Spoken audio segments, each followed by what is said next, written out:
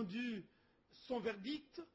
Il y a d'ici et là quelques contestations, mais on va attendre la dernière prise de parole qui sera faite par la Cour constitutionnelle. À part l'élection de gouverneurs et vice-gouverneurs de province, nous allons parler toujours CENI en rapport avec la saisine qu'elle compte introduire auprès de la Cour constitutionnelle si elle peut prolonger les délais d'organisation des élections ou ne pas le faire. À part ce sujet, nous allons aborder l'autre sujet, c'est le conclave du 29 au 30 mars prochain, conclave qui sera organisé par le G7. Puis, nous ne manquerons pas de toucher l'affaire Bemba, dont j'ai dit la fois passée que nous n'avions pas d'éléments puisque le verdict n'était pas tombé. C'est chose faite désormais. Bemba est reconnu coupable. Nous allons entendre le point de vue de mon invité que je vais vous présenter dans quelques instants. Élections toujours, quelques pays d'Afrique ont organisé des élections. On va commencer par le pays qui est le plus proche de nous, Congo-Brazzaville, puis le Bénin. Est-ce que ces deux modèles, est-ce que ces élections pourront inspirer les nôtres que nous attendons de pied ferme? Enfin, nous avons appris cette triste nouvelle, les terrorismes en Belgique, mais avant en France et hier en Afghanistan. Est-ce que notre pays doit prendre des précautions pour éviter que les terrorismes n'arrivent en République démocratique du Congo? Mais déjà, comme vous le savez, ce terrorisme a frappé non loin de chez nous, au Cameroun, en Afrique centrale. Et pour en parler sur ce plateau, et ce pour la première fois, Maître Innocent Kibundulu, il est du MSR, il est plus précisément de la cellule juridique, il est communicateur du G7, j'ai dit maître, il est avocat au barreau de Kinshasa Matete et du Congo central. Maître, bonjour et bienvenue sur ce plateau. Et vous vous prénommez Innocent, je présume que vous êtes chrétien. Puissais-je vous souhaiter joyeuse fête de Pâques? Merci, joyeuse fête de Pâques à vous aussi ainsi qu'à tous ceux qui nous suivent. Alors, vous êtes du G7. Aujourd'hui, il y a de G7 majorité, il y a G7 qui a quitté la majorité. Dites à nos téléspectateurs de quel G7 plus précisément vous êtes. Laissez-moi sourire, monsieur Luc. Il n'y a pas de G7 majorité, il n'y a pas de G7 Est ou Ouest. Il y a le groupe de 7 partis politiques qui ont été, j'ai dit le mot entre guillemets, puisque les auteurs existent et vous les connaissez, auto-exclus de la majorité présidentielle. Donc c'est ce groupe de 7 partis politiques qui me donne mandat d'être votre invité de ce soir. Magnifique. Donc ce G7, que je sache, est devenu membre de l'opposition à part entière. Exactement. Donc, votre parti, le MSR, va bien? Est-ce qu'il n'y a pas, comme on dit en lingala, des nungu-nungu au sein du MSR de Pierre Lumbi? Merci beaucoup. Le parti MSR va très très bien, se comporte comme une charme, comme on dit. Les nungu-nungu, il ne faut pas s'en cacher, il y en a eu. Il y en a eu, aujourd'hui, nous pouvons dire que cela appartient au passé. Puisque les gens se sont rendus compte que c'était un coup d'épée dans l'eau de vouloir dire inexistant une entité juridique comme un parti politique de la trempe du mouvement social pour le renouveau, se réveiller un matin, penser que ce parti n'existerait pas, du fait qu'un Kidam, se proclamant fondateur ou cofondateur, juste dans sa propre tête, dise que j'ai retiré la couverture juridique, encore un nouveau mot sur le plan juridique, j'ai retiré la couverture juridique et pour cela qu'il intente une action en justice au nom de son parti qui, il faut se le dire, a existé, le mouvement pour la Nouvelle République, au nom duquel il agit, qui malheureusement, étant bloqué judiciairement, va faire un passage en force. Bien sûr, en induisant le vice-premier ministre et ministre de l'Intérieur, qui s'appuie sur un jugement, semble-t-il, obtenu par le mouvement pour la Nouvelle République, afin de signer un arrêté ministériel portant agrément d'un parti dénommé Mouvement social pour le renouveau. Et ça dépasse tout entendement. Dieu merci. Même la Cour constitutionnelle, dans un arrêt sous R. Const 87 qu'elle vient de rendre, reconnaît le Mouvement social pour le renouveau dans une action menée par Yves Mobando Yogo, son premier vice-président. Donc, de ce côté-là, ceux qui nous suivent n'ont qu'à se tenir tranquilles. Lisangu Eza, Épée et Kozala. Donc, la tempête est bel et bien passée et le parti va bien. Alors, nous parlions tout à l'heure du processus électoral, notamment des élections de gouverneurs de province. Avez-vous placé vos pions quelque part? Parce que, à voir les statistiques, la majorité présidentielle ravit près de 15 gouvernorats sur 21. C'est donc la majorité écrasante qu'elle emporte. Non, Luc, pour le G7, cette élection ne mérite même pas une seule minute d'attention. Puisque déjà comme groupe organisé, G7 n'a aligné aucun candidat. Ah, mais j'ai appris que vice-gouverneur ou un gouverneur... Ce qui est vrai, le G7 ne fonctionne pas comme de l'autre côté. Il y a certains de nos membres qui ont estimé qu'ils pouvaient se jeter dans la bataille, qui s'y sont jetés, et pour ceux qui ont eu la chance d'être passés inaperçus sans que la majorité se rende compte qu'ils sont proches de nous, ils sont passés. Ah, est-ce que ça n'a pas été en réalité une stratégie que vous avez montée pour flouer les uns et les autres et puis faufiler entre les mailles, comme on dit?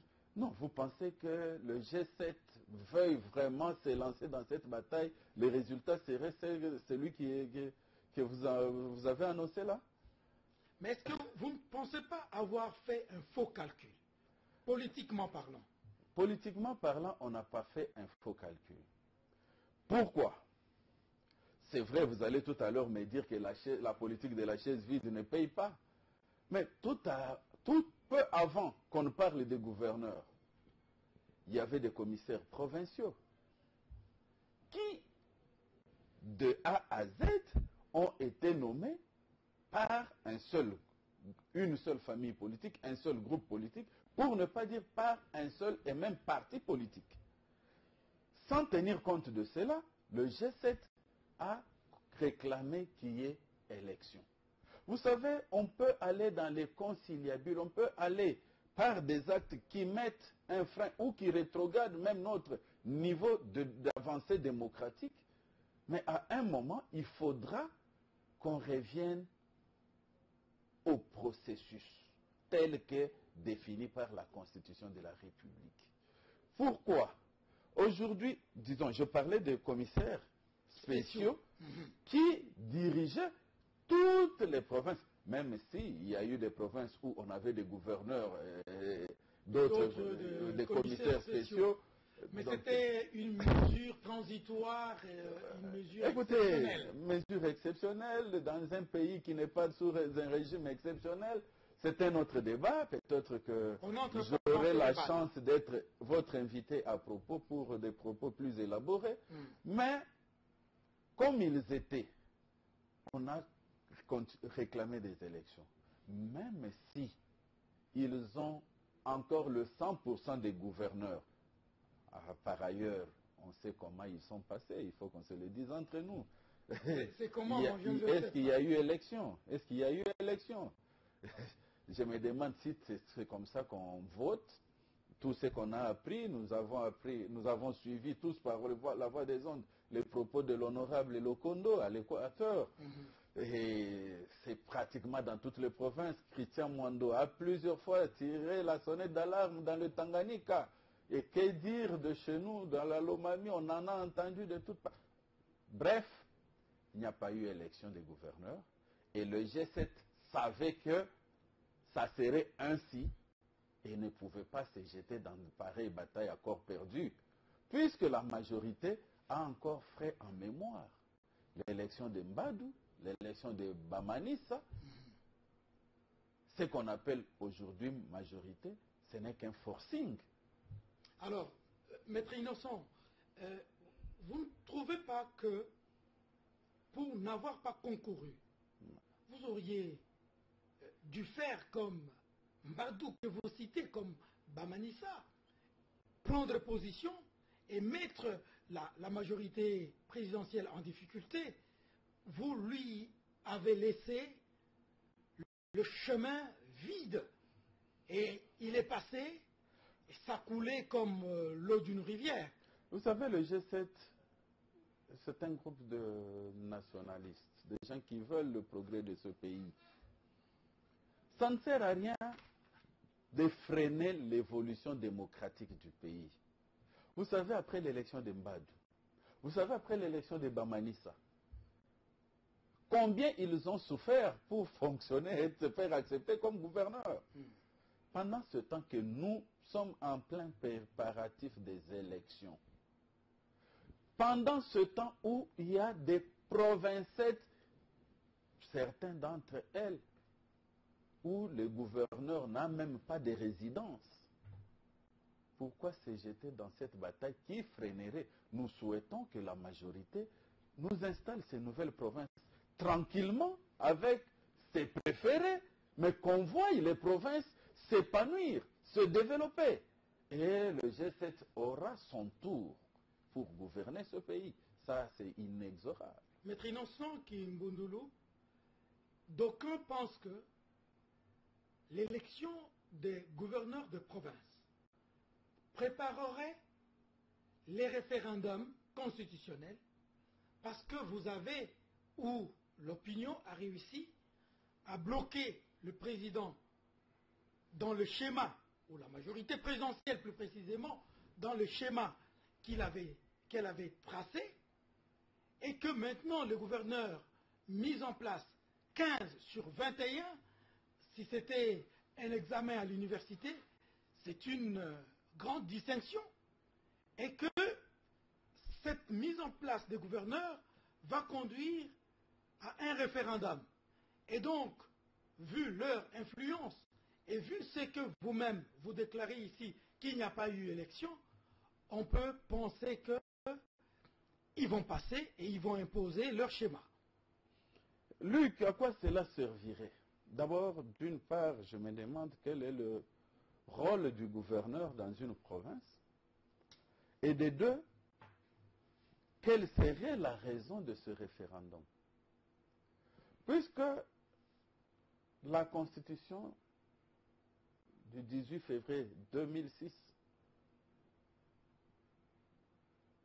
c'est une Constitution qu'on appelle rigide dans certaines de ses dispositions et souple dans certaines autres.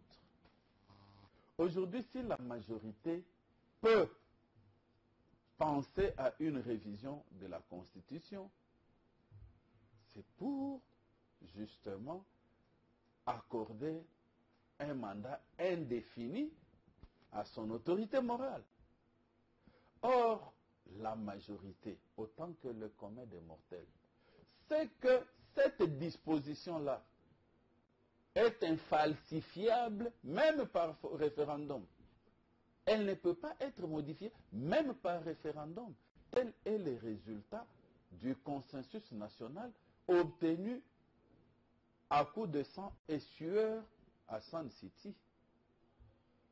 Y revenir, à moins qu'on nous dise que la majorité prépare un coup d'État pour changer de régime politique. Ça peut être justement un coup d'État constitutionnel, si je dois emprunter Eh votre bien, vocabulaire. un coup d'État, c'est vrai, quand il réussit, on appelle celui qui réussit héros, mais quand il échoue... Alors, quels sont les paramètres que vous prenez en compte dans l'optique où ces coups d'État échoueraient, ou ces coups constitutionnels? Monsieur Luc, c'est que nous sommes au mois de mars, à la fin du mois de mars. Et la loi électorale et la Constitution de la République. Si le G7 peut avoir une stratégie à mettre en place, c'est la stratégie constitutionnelle, consensuelle, puisque jusqu'à présent, je n'ai pas entendu la majorité présidentielle dénoncer la Constitution de la République, qui par ailleurs la régit, elle qui est au pouvoir, et qui lui donne le pouvoir qu'elle a, même si elle en abuse aujourd'hui. Maître Innocent, on a constaté que dans ces élections, le PALU était en deal avec la majorité présidentielle, notamment pour les provinces du Kwango et du Kwilu. Mais il s'est fait que ni au Kwango, ni au Kwilu, personne de PALU n'est passé. Est-ce que cette réalité, pensez-vous, peut avoir des conséquences dans les jours à venir? Lesquelles ces conséquences il y aura? Bon, merci beaucoup. Moi, j'ai un petit souci, c'est de comprendre le PALU. Je ne suis pas du PALU, je ne veux pas parler au nom du PALU. Vous êtes quand même analyste politique. Mais comme observateur et analyste, je me dis que je suis religieusement les universités populaires de l'honorable Mouzito et ses différentes publications. Lui a tiré la sonnette d'alarme il y a longtemps pour faire comprendre aux uns aux autres, ou à ceux qui ne le comprennent pas encore, que le deal a volé en éclats, il y a belle lurette. Vous n'avez qu'à observer aujourd'hui la présence du PALU au sein du gouvernement. Et en dehors du PALU, il y a au sein de la majorité présidentielle le PALU qui est l'allié externe, mais dans la majorité elle-même, il y a le PPRD, le parti du président, et plusieurs autres membres. Quand vous faites l'arithmétique sur tous les gouverneurs au pays, vous ne me direz pas que la proportion est gardée, que ce soit pour le PALU, que ce soit pour la deuxième force de la majorité, l'AFDC, ainsi que d'autres petits partis qui ont 4-5 députés au sein de la majorité présidentielle. Donc, ceux qui comprennent, ceux qui ne comprennent pas, ils en auront à leur dépens. Comme perspective, je me demande quel sera l'avenir du deal PALU majorité présidentielle, et même le grand accord, la charte de la majorité présidentielle, qu'est-ce qui va en rester dès lors qu'il y aura d'une part le PPRD, le groupe d'individus du PPRD qui prend tout pour lui, et les accompagnateurs qui continuent à accompagner et qui à chaque occasion d'espérer une portion de pouvoir n'ont que leurs yeux pour pleurer. Et donc, est-ce que vous pouvez croire à ce niveau de choses que les PALU va tirer, par exemple, des leçons de ce qui lui est arrivé? Cela a commencé avec la désignation de président des assemblées provinciales. PALU n'a rien eu. Ce PALU, qui est quand même un grand parti politique, et que les autres partis qui se seront sentis lésés risqueraient de faire leur route sans plus tenir compte de la charte de la MP. Moi, je pense que ça serait mieux, comme les Gabonais disent, autant être seul plutôt que d'être mal accompagné. À quoi bon d'être en compagnie d'un allié qui ne fait que te rouler du matin au soir? Alors, vous aviez peut-être compris les choses, peut-être dis-je, bien avant. Mais alors, nous allons aborder la question des élections. Toujours la CENI qui tente de saisir la Cour constitutionnelle pour solliciter la prorogation du délai pour organiser les élections. La question fait débat. Est-ce que d'abord la CENI a le droit constitutionnel de saisir la Cour constitutionnelle? La CENI, la Commission électorale nationale indépendante, a une loi organique qui l'organise. Quand vous prenez cette loi, vous la lisez, et je pense que le président de la CENI la maîtrise mieux que quiconque. Du premier au dernier article de cette loi, il y a 2 fois que la CENI est au contact avec la Cour constitutionnelle. Une première fois, c'est l'article 14, si ma mémoire est bonne. C'est lorsque le président de la CENI veut faire constater qu'un de ses membres, donc un membre de la CENI, au tout hasard, je prends M. Kalamba par exemple, est empêché définitivement pour pouvoir à son remplacement. C'est là que le président de la CENI peut saisir la Cour constitutionnelle pour faire constater cet empêchement définitif d'un de ses membres. Première fois. La deuxième fois, je crois aussi c'est l'article 21 de la loi, c'est tous les membres de la CENI qui vont à la Cour constitutionnelle déclarer leur patrimoine. La troisième et dernière fois que la CENI peut s'approcher de la Cour constitutionnelle, c'est dans l'hypothèse de l'article 76 de la Constitution de la République, où, en cas de force majeure, a pu être organisé, celui qui remplace le président de la République, puisqu'il n'a pas pu organiser les élections. C'est lui qui le remplace, puisque nous devons très bien lire la structuration de l'article 76.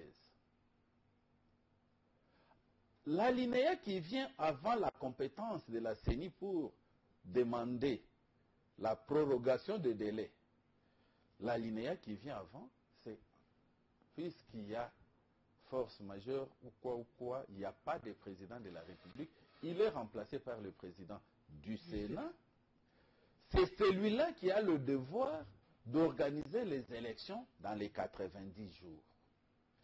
Si dans ces 90 jours, il ne sait pas organiser les élections, c'est là que la CENI peut demander une prorogation qui peut aller jusqu'à 120 jours.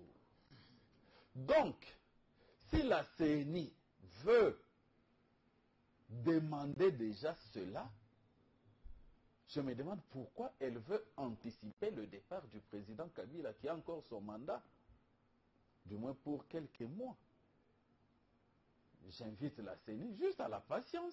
Si au 19 décembre de l'année en cours, le président Kabila n'a pas donné les élections présidentielles au peuple congolais, là, l'intérimaire va se charger de le faire. C'est ça, la bonne intelligence de l'article 76. Au cas où, dans les 90 jours, cet intérimaire ne le fait pas, eh bien, la CENI va faire son travail en saisissant cette fois-là la Cour constitutionnelle.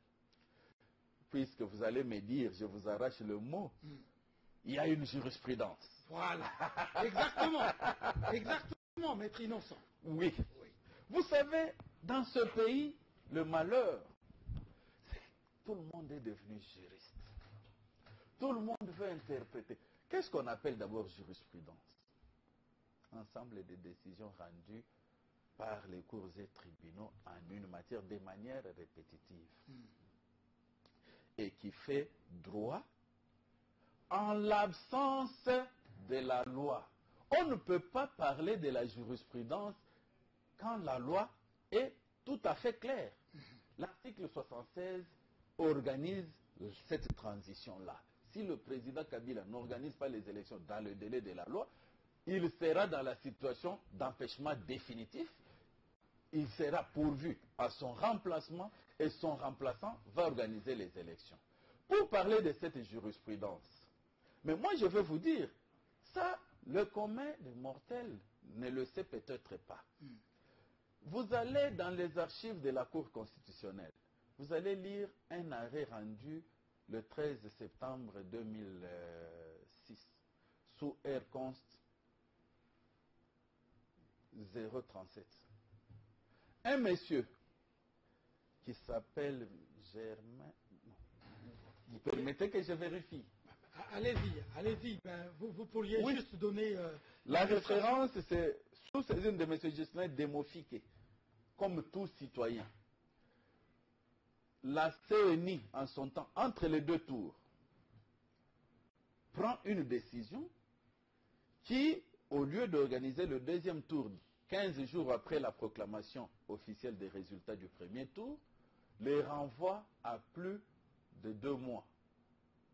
Ce monsieur a saisi la Cour suprême de justice faisant office de Cour constitutionnelle.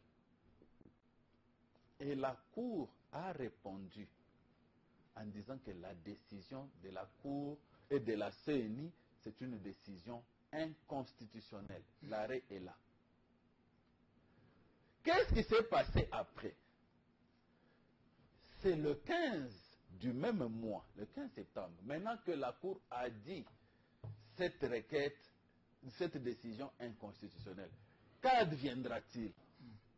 C'est là par un raisonnement juridique valable, je le dis, de la Cour constitutionnelle, à l'époque, les hauts magistrats vont examiner le contenu de la requête, puisque la Cour et la CEI à l'époque s'appuyaient sur la force majeure pour demander le rallonge du délai. On a dit qu'il n'y a pas force majeure. Pour tout et en rien, il n'y a pas force majeure. Seulement la Cour puisant dans son équité. On ne peut pas ne pas organiser le deuxième tour. C'est comme ça qu'on a permis à la CEI de prendre 50 jours de plus au lieu d'organiser dans les 15 jours. Et là, la CEI avait organisé les élections dans le délai constitutionnel. Puisque le délai constitutionnel, c'était lequel? C'était le délai du premier tour. Vous vous rappelez de l'histoire? Aujourd'hui, on en parle pour rire, de Tramotina. Au 30 juin, tout s'arrête. Tout à fait. Eh bien, au 30 juin, la CEI, à l'époque, avait organisé les élections. C'est comme ça, ici, au 19 décembre, tout s'arrête. Il faut que la CEI organise les élections. Le délai constitutionnel, ce n'était pas le délai accordé par la Cour suprême. Le délai constitutionnel, c'était le délai du 30 juin auquel la transition s'arrêtait. Et la CEI était opérationnelle. Mais aujourd'hui, la CENI, où est-ce que nous en sommes? Maître. Même pas un calendrier sur terrain. Maître, ça c'est votre interprétation. Est-ce que vous reconnaissez que d'autres interprétations par des juristes valables autant que vous l'êtes sont aussi possibles? Mon frère, une loi ne peut pas avoir 14 interprétations. Une seule interprétation. Et dans le cas d'espèce, l'article 76 est clair.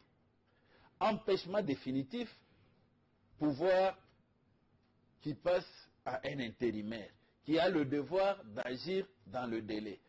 Prenons même dans cette hypothèse, si on peut prendre comme source de droit ce raisonnement, s'il faut demander la prorogation, elle ne peut pas dépasser la prorogation que prévoit la Constitution de la République, qui est de 120 jours au maximum. Et quelle différence y aurait-il entre organiser l'élection aujourd'hui ou les organiser 4 mois après? Maître Innocent, viennent ici. votre famille politique, ou votre groupement politique, le G7, organise du 29 au 30 avril un conclave. Quel est l'objectif, d'abord l'objet de ce conclave et son objectif? Le conclave, d'abord, si on dit qu'il veut aller loin, ménage sa monture. Ça sera un conclave historique, puisque pour la première fois, tous ces leaders que vous connaissez, Kyungo Wakumwanza, Mwando Simba, Lutundu Lapala, Kamitatu, Dani Banza, Endundo Bononge Nkoya Kukia Kombe, Pierre Lumbi, l'inoxydable, s'asseoir pour dire, ici, nous ne réfléchissons que Congo. Ensemble. Nous nous éclatons en commission. Le G7 va éclater en commission pour réfléchir sur tous les aspects de l'avenir de ce pays. Ça sera un moment historique pour sortir de ce conclave avec des résolutions, la marche à suivre pour que ceux qui promettent le chaos dans ce pays soient contredits. Ben justement, le président de la République vous a déjà répondu que ceux qui promettent sang et sueur, il n'y en aura pas.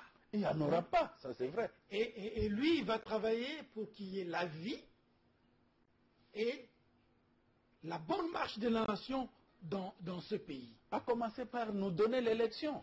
C'est ce que nous lui demandons depuis. Il n'y aura pas sang et sueur dans ce pays. Qu'il y ait élection ou pas. Qu'il y ait élection ou pas, puisque la Constitution le dit. Qu'il y ait élection, bravo, le président a respecté son serment.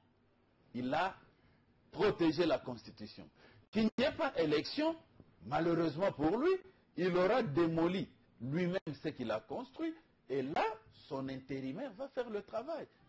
Pour que l'intérimaire fasse le travail, qui va faire couler le sang, qui va faire couler la sueur? C'est la continuité de son œuvre, dans la Constitution qu'il a donnée à ce peuple. Maître Innocent, il y a un spot qui passe sur certaines chaînes. J'aime la République démocratique du Congo, j'adhère au dialogue. Ah bon? Et vous vous dites, vous aimez la République démocratique du Congo et vous refusez d'adhérer au dialogue. Vous ne trouvez pas votre démarche? Où est-ce qu'on adhère au dialogue? Lui qui formez-nous. On ne sait pas. Il y a une boîte où on s'enregistre pour adhérer au dialogue ou quoi? Avez-vous suivi ce spot, oui ou non? Nous avons suivi. Et alors? Et nous ne l'avons jamais compris. Comme vous me le rappelez, je ne sais pas si vous l'avez compris mieux que moi. J'aime le Congo, j'adhère au dialogue. Je me demande où est-ce qu'on part adhérer au dialogue. Je ne sais pas. Le dialogue, c'est quoi? C'est ce que nous faisons ici. Nous dialoguons. Nous dialoguons. Et le dialogue, on veut quoi? Il ne faut pas qu'on prenne un mot abstrait. Puisque si je vous demande, indiquez-moi le dialogue, vous n'allez pas le faire. C'est un substantif abstrait qu'on veut déifier. J'aime le Congo, j'adhère au dialogue. On ne va pas passer tout le temps à parler. If j'aime le Congo, je travaille pour le Congo. Ça m'écoeure quand je vois des ministres. Un mardi matin, alors que ce pays, on attend qu'il signe des arrêtés, qu'il signe des ordres de mission, qu'il signe des choses. Mais il est à Mombele en train de prêcher.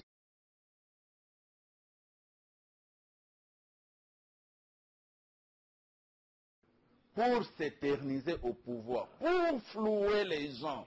C'est là que les esprits avertis disent, on n'emprunte pas ce chemin. C'est un chemin mortel pour la démocratie au Congo. Alors, votre conclave, vous, dans vos partis respectifs, vous avez déjà organisé des conclaves. Quelle sera l'innovation que vous allez apporter dans ce conclave du G7 comme plateforme politique? Puisqu'il y a déjà eu des conclaves. Des congrès, chaque parti a tenu son congrès, c'est vrai. Son congrès, voilà. Et des résolutions ont été prises. La grande innovation, c'est de voir des forces politiques réelles, qui ont pignon sur rue, qui ont des élus, qui vont se retrouver ensemble pour avoir un programme commun de gouvernement, pour avoir des perspectives pour ce pays.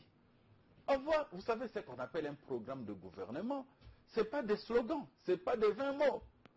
C'est un travail fouillé à partir de ce qui existe, en cherchant ce qui manque, en mettant les deux ensemble pour instaurer un ordre politique, un ordre économique, un ordre social, un ordre démocratique. Vous êtes déjà dans la perspective, dans la logique, dirais-je, des élections, et vous voulez déjà mettre sur pied ce qu'on peut appeler votre feuille de route, votre projet de société collectif, au cas où vous y pensez sérieusement, vous accédiez au pouvoir. Nous ne voulons pas être pris à dépourvu. Puisqu'aujourd'hui, si on ne veut vraiment pas nous amener aux élections, c'est puisque certains ont passé tout le temps à croire que décembre 2016 n'arriverait pas. Si on pouvait arrêter le soleil, mon Dieu. Mais aujourd'hui, le G7 doit penser à son avenir, doit penser à l'avenir de ce pays. Et il ne faut pas réclamer les élections comme si on les réclamait pour quelqu'un d'autre. Nous voulons les élections pour les gagner et exercer le pouvoir. Et effectivement, le temps ne suspend jamais son vol. Pour paraphraser Lamartine. Affaire Bemba. On attendait le verdict. Ça y est, il est là. Bemba reconnu coupable. Quel sentiment cela vous a-t-il laissé en vous? D'abord comme Congolais et comme juriste ensuite. Voilà. D'abord, comme Congolais, j'étais un peu offusqué de voir que pour une histoire de la République voisine de centrafricaine, on vient condamner un fils du Congo. Un des nôtres soit condamné et laissant les centrafricains libres de tous leurs mouvements. C'est vraiment quelque chose qui dépasse tout entendement, puisque Jean-Pierre Bemba est reconnu coupable comme chef supérieur hiérarchique de ceux qui ont agi. Mais au-delà de Jean-Pierre Bemba, il y a des supérieurs hiérarchiques qui l'ont invité dans leur guerre. Donc, cette justice, quelque part, m'a laissé sur ma soif. J'aurais voulu que la CPI pousse ses investigations loin en ramenant au procès d'autres qui ont agi. Notamment les Centrafricains. Les Centrafricains, justement, pour lesquels Bemba est allé là-bas. Et vous pensez que la décision qui pourra tomber pourra-t-elle être lourde ou, vu les 8 ans déjà passés à la CPI, elle pourrait être légère? En regardant comment la CPI agit, je crois que la sanction ne sera pas très lourde. Elle pourra être lourde en ce qui concerne la réparation, puisqu'on a reconnu aussi des droits aux victimes qui ont participé au procès. Mais quand je vois par exemple dans le cas de Thomas Lubanga, lui qui est auteur matériel des infractions qui lui sont reconnues, il a écopé de 12 ans, mais Jean-Pierre Bemba qui est responsable pour fait des tiers comme supérieur hiérarchique, je crois que sa sanction sera moindre, si pas la moitié de ce que Thomas Lubanga a écopé. Et ma joie, c'est de me rendre compte étant condamné, la deuxième affaire devient un délit qu'on appelle en droit un délit absurde. C'est une affaire qui doit tomber d'elle-même, puisque l'acte posé n'a pas produit l'effet attendu. Exact. Alors, en tant que juriste, juridiquement, cette décision, d'aucuns parmi vos confrères disent que c'est une décision sui generis, unique en son genre. Est-ce que vous êtes d'accord? Bon, Elle est unique en son genre, en ce que c'est pour la première fois que la CPI condamne une personne pour les faits reprochables à ceux qui ont agi sous son commandement. Lui-même n'a pas agi. C'est une première. Mais comme décision juridique, moi je crois que la CPI a bien fait son travail. Je ne crois pas que toutes les enquêtes menées n'aboutissent pas à une conclusion comme celle que la CPI a tirée. Magnifique. Élections en Afrique, au Congo-Brazza, puis au Bénin. Quelle impression ces élections vous ont-elles laissé? Oh, des impressions mitigées. Mitigées. Mitigées dans le sens que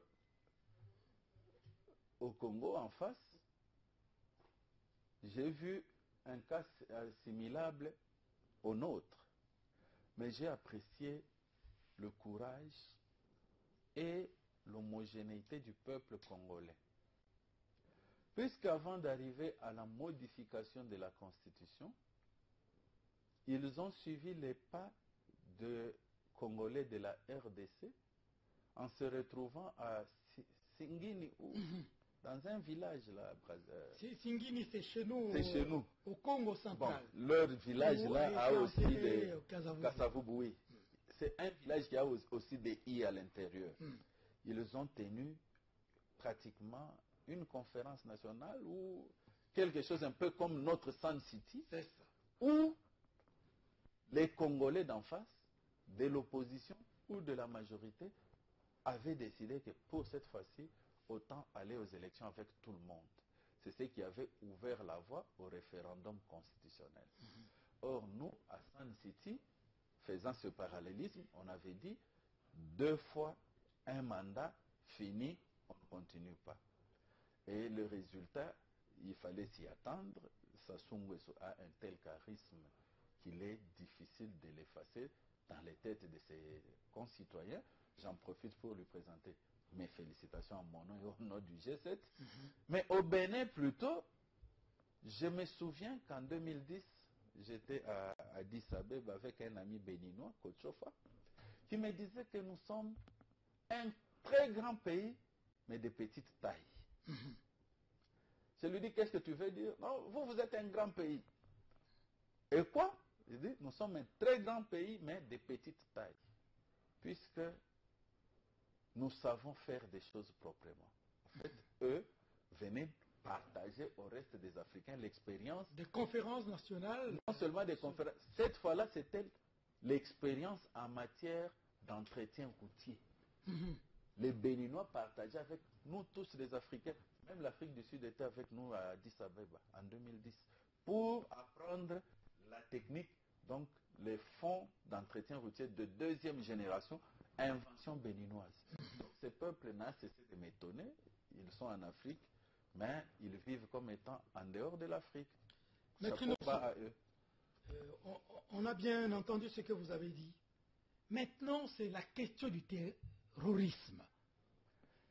Le terrorisme, est-ce que nous, Congolais, on doit regarder ça comme un fait lointain ou est-ce que nous devons prendre des précautions pour ne pas être surpris un jour? Vous savez, l'affaire de terrorisme, moi j'en parle comme étant la recherche de la personnalité d'un enfant en âge de croissance, 2 ans, 3 ans. Quand vous avez un enfant, vous l'abandonnez, il fait ses besoins là-bas, maman est distraite, papa ne s'occupe de ses affaires. Cet enfant va poser un acte qui va attirer votre attention. C'est un peu ce que les Arabes font aujourd'hui. Pas les Arabes, l'État islamique et tous ces mouvements qui font les terroristes. Ce qu'ils cherchent, c'est attirer l'attention. Ils ont des revendications légitimes.